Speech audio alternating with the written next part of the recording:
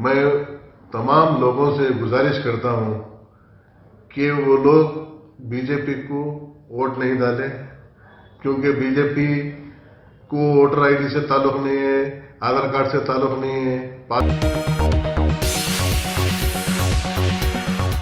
आदाब नाजरीन, INT today news में आपका खैर मकदम है। पेश है ये खास खबर खास आपके लिए। अगर आपने हमारे चैनल को सब्सक्राइब नहीं किया है तो आपको यहाँ सब्सक्राइब बटन दिख रहा है, उसे क्लिक करिए और सब्सक्राइब कीजिए और साथ ही साथ बेल आइकॉन को भी क्लिक करिएगा, जिससे कि आपको ताज़ा अपडेट मिलते रहें। अस्सलाम वालेकुम रहमतुल्लाहि व बरकातहू।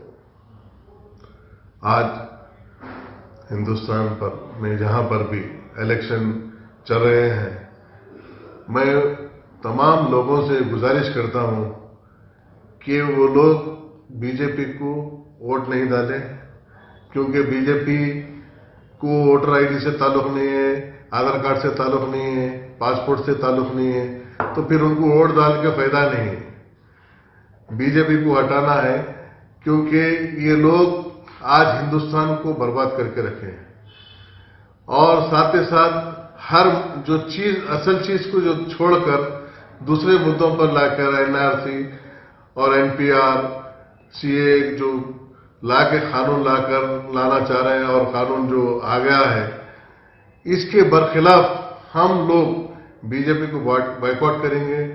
ये ना सिर्फ मुसलमानों के लिए, ये हमारे हिंदू भाइयों के लिए भी ये खतरे की घंटी है। इन लोग के ऊपर भी BC हो, SC हो, ST हो, सबके ऊपर असर पड़ने वाला है, क्योंकि हिंदुस्तान भर में इनके ऊपर सबके ऊपर असर पड़ने वाला है। और ये कानून जो है, ये आने से आप लोगों का जो कोटा है, कोटा सिस्टम है, वो भी पूरा बर्खास्त हो जाएगा और इससे पूरा को नुकसान है।